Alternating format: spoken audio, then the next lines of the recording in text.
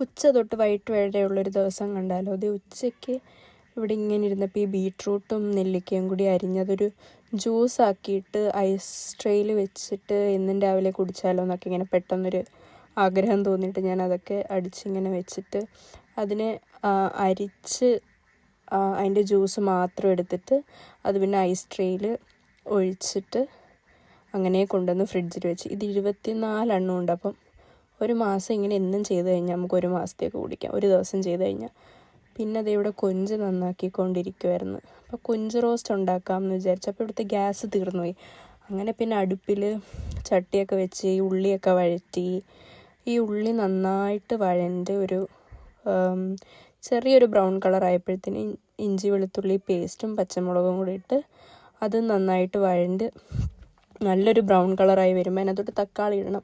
തക്കാളി ഇടുന്ന കാണാൻ എടുക്കാൻ മറന്നുപോയി ഗൈസ്. അങ്ങനെ അത് നന്നായിട്ട് വഴണ്ട് വന്നപ്പോൾ അതിനകത്തിട്ട് നമ്മുടെ പൊടികളെല്ലാം ഇട്ട് മുളക് പൊടി, മല്ലിപ്പൊടി, മഞ്ഞൾപ്പൊടി, ഗരം മസാല, കുരുമുളക് പൊടിയൊക്കെ ഇട്ട് നന്നായിട്ട് ഇളക്കി അത് കുറച്ച് നേരം അങ്ങനെ ആക്കിയിട്ട് നമ്മുടെ കൊഞ്ച് തട്ടിയിട്ട് കൊഞ്ചിട്ട് നന്നായിട്ട് മിക്സായി കഴിഞ്ഞിട്ട് കുറച്ച് നേരം കഴിഞ്ഞപ്പോൾ അതിനകത്തോട്ട് നമ്മൾ കുറച്ച് വെള്ളം ഒഴിച്ചിട്ട് അത് നന്നായിട്ട് മിക്സ് ചെയ്തിട്ട് അടച്ച് വെച്ച് വേവിച്ച്. അങ്ങനെ നമ്മുടെ കൊഞ്ച് റോസ്റ്റ് റെഡിയായി. അപ്പോൾ വൈകിട്ടായി അപ്പോഴത്തേന്.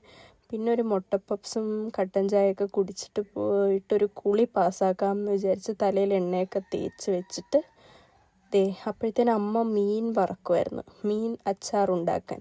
അതൊക്കെ പോയി നോക്കി ഒരു കുളിയൊക്കെ പാസ്സാക്കി വന്നിട്ട് ഒരു മോയ്സ്ചറൈസറും കുറച്ച് ഒരു ലിപ് ടിൻറ്റും ഒക്കെ ഇട്ടിട്ട് തിരിച്ച് ചെന്ന് നോക്കിയപ്പോൾ നമ്മുടെ മീൻ ഫ്രൈ ആയി ഗൈസ്. അങ്ങനെ കുറച്ച് ദിവസം മുന്നേ 2 വീലറിൻ്റെ ടയർ പഞ്ചറായിരുന്നു. അങ്ങനെ ആ ടയറൊക്കെ മാറ്റാൻ ഞാനും അനിയനും കൂടെ പോയി.